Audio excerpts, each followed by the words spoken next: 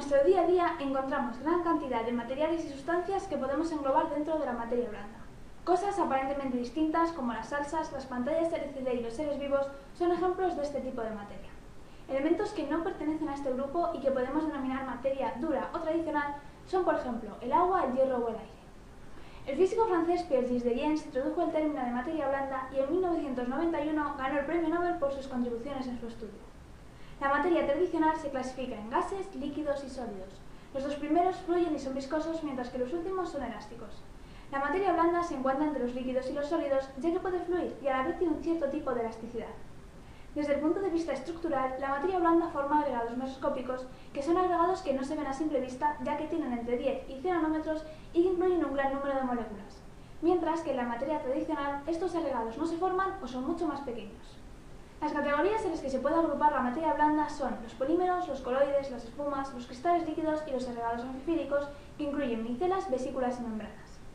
En los últimos años, el estudio de la materia blanda se ha comenzado a abordar utilizando ordenadores. Una simulación por ordenador de la materia consiste en reproducir el comportamiento de un sistema a partir de las interacciones entre sus partículas. Ejemplos de interacciones son la fuerza de Coulomb, que se produce entre partículas cargadas, o las fuerzas de Van der Waals, que existen entre moléculas sin carga. Las simulaciones son importantes en muchos campos, como la física, la química o la biología. Por ejemplo, se puede simular el comportamiento de fármacos en tejidos y células, reduciendo el número de experimentos necesarios.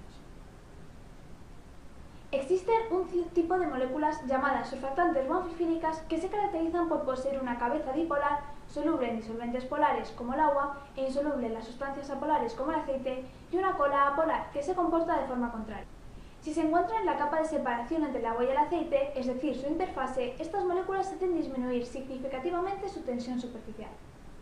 La tensión superficial es la cantidad de energía necesaria para aumentar la superficie de un líquido por unidad de área. Es decir, la tensión superficial se opone al aumento de superficie, lo que permite, por ejemplo, que algunos insectos puedan caminar sobre el agua. Las moléculas anfifílicas forman micelas si se encuentran en agua y micelas inversas si se encuentran en aceite. Si se agita un recipiente que contenga agua, aceite y moléculas anfifílicas, se forma una emulsión. Si tenemos muchas de estas moléculas en agua, forman una membrana que, si se pliega sobre sí misma, forma una estructura cerrada llamada vesícula. Una célula es una gran vesícula llena de orgánulos. Aunque las membranas celulares tienen muchos componentes, como proteínas o colesterol, que influyen en su estructura, en una primera aproximación solo se tienen en cuenta las moléculas surfactantes. La aproximación más sencilla en física incluye suponer que la membrana es una lámina bidimensional que fluctúa en el espacio tridimensional, es decir, es como si se mirara de lejos. Los principales parámetros que definen una membrana son la tensión superficial, que da idea de lo que cuesta formarla, y el módulo de rigidez, que nos indica lo que cuesta deformarla. Este último es el que caracteriza a las membranas biológicas, ya que por lo general tienen tensión superficial nula. La función H mide la altura de la membrana casi plana en un punto del plano XY. Al estar en contacto con el fluido que la rodea a una cierta temperatura, la membrana fluctúa.